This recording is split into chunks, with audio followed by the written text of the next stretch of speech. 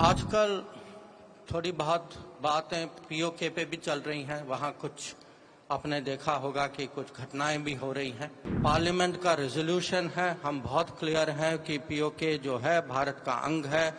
It is part of India, it was always part of India, it will be part of India. कौन चलाना चाहता था इसको, किसका हित था इस पे, तो ये भी देश के सामने एक बहुत क्लियर चॉइस। आजकल थोड़ी बहुत बातें पीओके पे भी चल रही हैं। वहाँ कुछ आपने देखा होगा कि कुछ घटनाएं भी हो रही हैं। अब मोदी सरकार जो है, हमारा मत इस पे बहुत स्पष्ट है। पार्लियामेंट का रेजोल्यूशन है, हम बहुत क्लियर हैं कि पीओके जो है भारत का अंग है। It is part of India, it was always part of India, it will be part of India.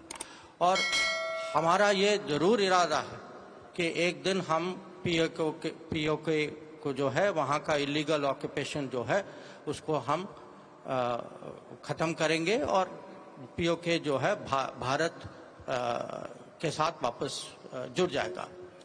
अब इस पे आप देखते हैं कि विपक्ष का जो सोच जो है वो बिल्कुल विपरीत दिशा में है। फारूक अब्दुल्ला साहब हमको याद दिलाते हैं कि नहीं पीओके की बात ही नहीं करिए क्योंकि पाकिस्तान के पास न्यूक्लियर वेपन्स है। अब न्यूक्लियर वेपन्स जो है, हम लोग जो हैं भारत के न्यूक्लियर वेपन्स पे गर्व रखते हैं। विपक्ष जो है पाकिस्तान का न्यूक्लियर वेपन्स को लगता है कि उसको ज्यादा अहमियत देते हैं। अगर मणिशंकर अय्यर हो या फारूक अब्दुल्ला हो, वो पाकिस्तान के न्यूक्लियर वेपन से इतना डरते हैं, उनको कहता कि वो तो सोचते हैं कि हमें पीओके में बात ही नहीं करनी चाहिए। तो मैं कहूंगा कि जो भी सुरक्षा के विषय हम जो हैं सीएए के पक्ष में है, हमारा इरादा है सीएए को आगे ले जाना। वो जो हैं वो वोट बैंक के बंदी हैं और शुरू से उनका कभी जो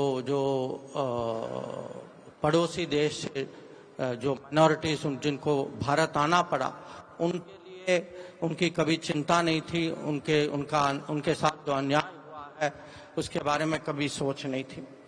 तो मैं आपको बहुत सारे उदाहरण दे सकता हूं कि सरकार और विपक्ष के बीच में सुरक्षा के विषय में क्या फर्क है।